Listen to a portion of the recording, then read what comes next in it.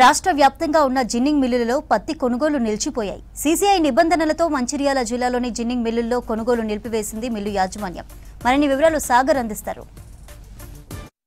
రాష్ట్ర వ్యాప్తంగా పత్తి కొనుగోళ్లు నిలిచిపోయాయి. కేంద్ర ప్రభుత్వం అవలంబిస్తున్న తీరుతో రాష్ట్ర పత్తి మిల్లుల యూనియన్ సభ్యులు మొత్తం కూడా బంద్కు పిలుపునిచ్చిన నేపథ్యంలో పత్తి కొనుగోలు మొత్తం కూడా నిలిచిపోయిన పరిస్థితి ఏర్పడింది. దీంతో రైతులు తీవ్ర ఇబ్బందులు పడుతున్నారు. మొన్నటి వరకు తుఫాన్ ప్రభావంతో తీవ్ర నష్టపోయి ఇబ్బందులు పడితే ఇప్పుడు పత్తి కొనుగోలు నిలిచిపోవడంతో రైతులైతే తీవ్ర ఇబ్బందులు పడుతున్నారు. ప్రస్తుతం మనము మంచిర్యాల జిల్లా చెన్నూరులోని శివలింగాపూర్లోని సీసీఐ మిల్లులో ఉన్నాము. చూడొచ్చు, దాదాపు ఇవాళ సోమవారం రోజు శని ఆదివారాలు 2 రోజులు కూడా పత్తి మిల్స్ మొత్తం కూడా బంద్ ఉంటాయి. సోమవారం ప్రారంభం కాగానే ఇక్కడ వెహికల్స్ మొత్తం కూడా పత్తి లోడ్తో వచ్చిన వెహికల్స్ మొత్తం నిండిపోయిన ఉంటాయి. కానీ ఈ సీసీఐ పత్తి నిబంధనల మేరకు ఎత్తివేయాలనే డిమాండ్ చేస్తూ పత్తి మిల్లు అసోసియేషన్ మొత్తం బంద్కు పిలుపునివ్వడంతో మొత్తము కొనుగోలు నిలిచిపోయాయి. ఒక్క వెహికల్ కూడా ఇక్కడ రాకపోకలు కూడా లేకుండా పోయాయి. పత్తి ఏవైతే దాదాపు ఆరుగాలం కష్టపడి పండించిన పంటను అమ్ముకునేందుకు అప్పుడు తుఫాన్ ప్రభావంతో ఇబ్బందులు పడ్డాము, ఇప్పుడు అమ్మకాలలో కూడా ఇబ్బందులు పడ్డామని చెప్పేసి రైతులు తమ ఆవేదన వ్యక్తం చేస్తున్నారు. ముఖ్యంగా ఈ మిల్లు పత్తి rice mills association L1, L2, L3 ఇట్లా తీసుకువచ్చిన నిబంధన ఏదైతే ఉందో అదంతా నిబంధన ఎత్తివేయాలని చెప్పేసి డిమాండ్ వ్యక్తం చేస్తూ బంద్కు నిరవధిక సమ్మెకు పిలుపునిచ్చారు. ఈ నిరవధిక సమ్మె ఈ రోజు నుంచి కొనసాగనున్నట్లు కూడా ఇక్కడ పత్తి మిల్లు యజమానుల సంఘం అధ్యక్షులు కూడా చెప్తున్న పరిస్థితి కనిపిస్తుంది.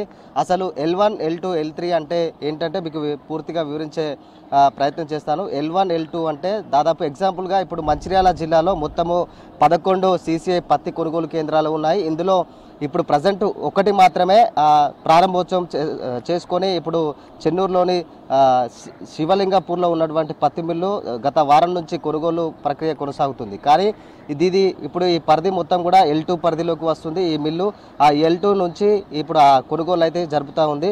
వారం రోజుల పాటు ఈ కొనుగోలు జరిపిన పత్తి మొత్తం కూడా మనకు కళ్ళ ముందు కనిపిస్తుంది. ఈరోజు మొత్తం కొనుగోళ్లు నిలిచిపోయాయి.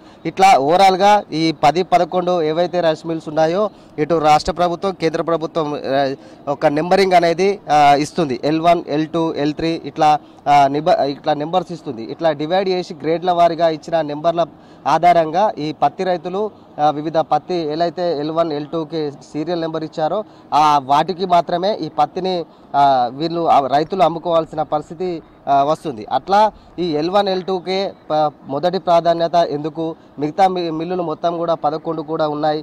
అట్లాగే రాష్ట్ర వ్యాప్తంగా కూడా మొత్తం ఇదే సమస్య.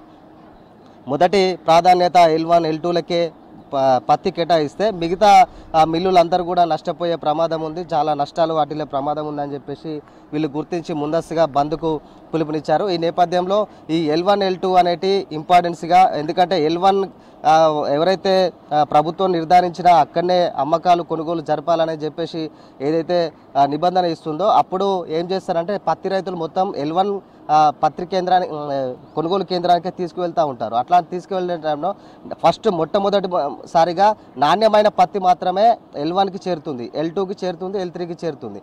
ఇట్లా వాళ్ళు మాత్రమే కొనుగోలులో ఇట్లా ఎలాంటి ఇబ్బంది కాకుండా ఉంటారు. మిగతా L5, L6, చివరిగా ఎవరైతే లాస్ట్ 10 వరకు ఇట్లాంటి నెంబర్స్ ఇస్తారో వాళ్ళంతా పత్తి మిల్లులు మొత్తం కూడా నష్టపోయే ప్రమాదం ఉందని చెప్పేసి గుర్తించిన ఈ అసోసియేషన్ సభ్యులు మొత్తం బంద్కు పిలుపునిచ్చారు. ఈ నేపథ్యంలో అదేవిధంగా ఇటు పత్తి మిల్లులకే యజమానులే కాకుండా అదేవిధంగా రైతులు కూడా తీవ్ర ఇబ్బందులు పడుతున్నారు. కేంద్ర ప్రభుత్వం తీసుకొచ్చిన ఈ నిబంధనలకు ఇటు రైతులతో పాటు ఈ మన పత్తి మిల్లుల యజమానులు కూడా తీవ్ర ఇబ్బందులు పడుతున్న పరిస్థితి. ఎందుకంటే దాదాపు 12 క్వింటాలు ఎకరాకు దాదాపు 12 క్వింటాల నిబంధన నుంచి 7 క్వింటాలకే తీసుకుంటామని చెప్పేసి ఒక నిబంధన తీసుకురావడం, అదేవిధంగా ఈ కొత్తగా ఎప్పుడు లేనటువంటి ఆన్లైన్ బుకింగ్ స్లాట్ విధానం కూడా తీసుకురావడం, కపాస్ కిసాన్ యాప్ ద్వారా ఆన్లైన్లోనే స్లాట్ బుకింగ్ చేసుకునే అది కల్పించడంతో కూడా రైతులు తీవ్ర ఇబ్బందులు పడుతున్నారు. ఈ L1, L2, L3 అనే సిస్టమ్స్ పెట్టి మిల్లులకు ఇబ్బందులు కలుగుతున్నాయి. ఇప్పుడు మా దగ్గర 6 మిల్లులు ఉన్నాయి. 6 మిల్లులలో మా దగ్గర లేబర్ ప్రొడ్యూస్ ఉన్నది, అందరూ ఉన్నారు. కానీ L1, L2తోని ఈ 2 మిల్లులే నడవాలి, మిగతా 4 మిల్లులు అంటే వాళ్ళు కూడా చాలా నష్టపోతారనే ఉద్దేశంతో L1, L2, L3 సిస్టమ్ తీసేసి పాత యథావిధిగా నడవాలని మేము డిమాండ్స్.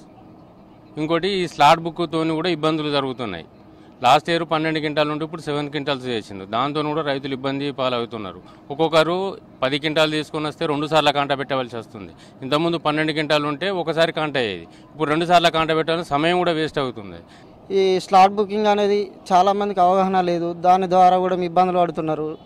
కొందరికి టచ్ మొబైల్స్ లేక ఇబ్బంది పడుతున్నారు. మాకు ఇది 12 క్వింటాల నుంచి 7 క్వింటాలకు తగ్గించడం కూడా చాలా ఇబ్బందులు అవుతున్నాయి. కొందరు రైతులు 15-16 క్వింటాలు పండియడం వలన వాళ్ళు చాలా నష్టపోతున్నారు. దీనికి మాకు 12 క్వింటాలకు పెంచాలని డిమాండ్ చేస్తూ తెలంగాణ కాటన్ అసోసియేషన్కు మద్దతుగా బంద్ పాటించడం జరుగుతుంది. ఇప్పటికైనా కేంద్ర ప్రభుత్వం తీసుకువచ్చిన ఏవైతే సడలింపులు చేయాలని చెప్పేసి L1, L2, L3 మొత్తం కూడా నిబంధనలు తీసివేయాలని చెప్పేసి మిల్లర్స్ అసోసియేషన్ వాళ్ళైతే డిమాండ్ వ్యక్తం చేస్తున్న పరిస్థితి కనిపిస్తుంది. ఇది మొత్తంగా ఇటు మంచిర్యాల, పెద్దపల్లి జిల్లా వ్యాప్తంగా కూడా పత్తి రైతుల నిలుపుదలతో పత్తి రైతులతో పాటు ఈ పత్తి కాటన్ మిల్స్ అసోసియేషన్ కూడా తీవ్ర ఇబ్బందులు పడాల్సిన దుస్థితి ఏర్పడిందని తమ ఆవేదన అయితే వ్యక్తం చేస్తున్నారు.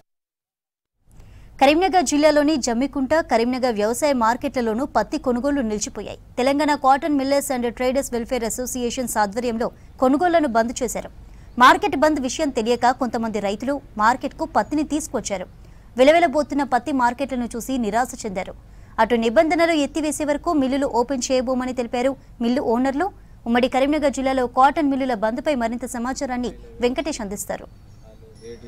నేటి నుంచి పత్తి కొనుగోళ్లు బంద్ కావడంతో రైతులు ఆందోళన చెందుతున్నారు. ముఖ్యంగా సీసీఐ విధించిన నిబంధనలు తమకు ప్రతికూలంగా ఉన్నాయని చెప్పి జిన్నింగ్ మిల్లులు ఈ బంద్ పిలుపునిచ్చాయి. దీంతో కరీంనగర్ ఉమ్మడి జిల్లా వ్యాప్తంగా కూడా అన్ని వ్యవసాయ మార్కెట్లో పత్తి కొనుగోలు బంద్ చేశారు. ముఖ్యంగా అతిపెద్ద మార్కెట్గా ఉన్న జమ్మికుంట మార్కెట్ కూడా వెలవెలబోతోంది. ప్రజెంట్ మనం కరీంనగర్ వ్యవసాయ మార్కెట్లో ఉన్నాం. ఇక్కడ కూడా కొంతమంది రైతులు పత్తి తీసుకుని వచ్చినప్పుడు కూడా ఇక్కడ కొనుగోలు లేక వీళ్ళంతా కూడా వెయిట్ చేస్తున్న పరిస్థితి ఉంది. అన్న ఎక్కడి నుంచి వచ్చారు, ఎట్లా ఉంది పరిస్థితి? ఇంత ఇక కైకిలకు బీకిలకు అటు ఖర్చులు కానీ తీసుకొస్తే రేపు బీట్ బంద్ అని చెప్తారు.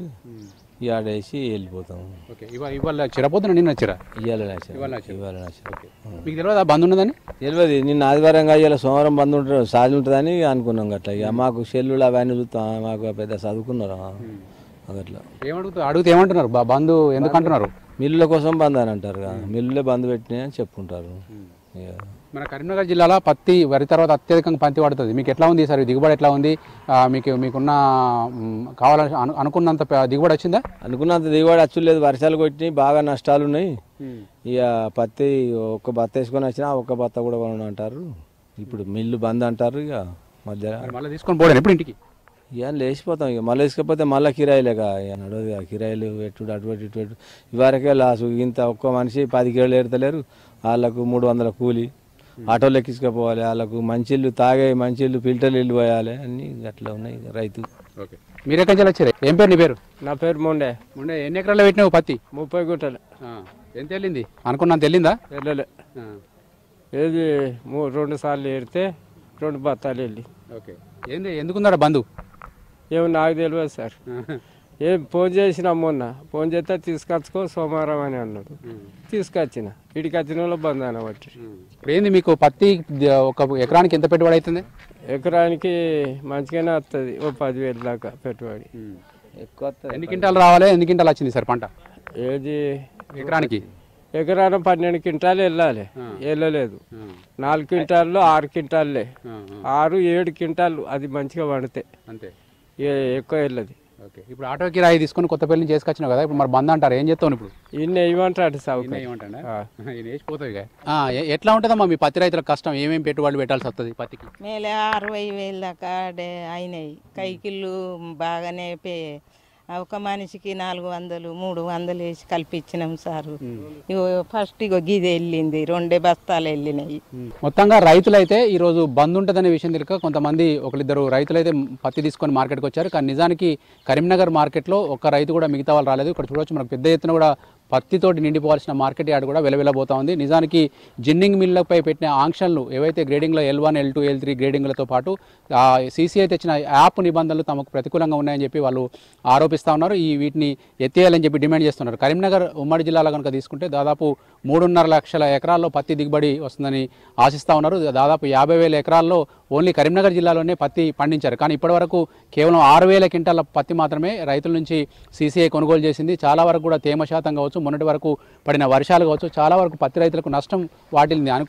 అకాల వర్షాలతోటి పత్తి నల్లబడిపోవడము, తర్వాత ఆ పత్తికి సంబంధించి వర్షాలతో నీళ్లు నిలిచి కుళ్ళిపోవడం లాంటి సమస్యలతో రైతులు ఇబ్బందులు ఎదుర్కొన్నారు. నిజానికి ఒక ఎకరాకు 12 క్వింటాలు రావాల్సిన పత్తి దిగుబడి దాదాపు 8-9 క్వింటాలకే పరిమితమైంది. ఇంకా అంతకంటే తక్కువ కూడా వచ్చిందని చెప్పి రైతులు ఆవేదన చేస్తున్నారు. మరోవైపు ఈ బంద్ వల్ల తమకు ఏదైనా అమ్ముకుంటే పైసలు వస్తాయని ఆశిస్తున్న రైతులకు నిరాశ ఎదురవుతున్న పరిస్థితి అయితే కనిపిస్తుంది. దీన్ని తొందరగా బంద్ విరమింపజేసి సీసీఐ కొనుగోలు చేపట్టాలని చెప్పి రైతులు కోరుతా ఉన్నారు. కెమెరామెన్ కవికుమార్తో వెంకటేష్, V6 న్యూస్, కరీంనగర్ వ్యవసాయ మార్కెట్ నుంచి.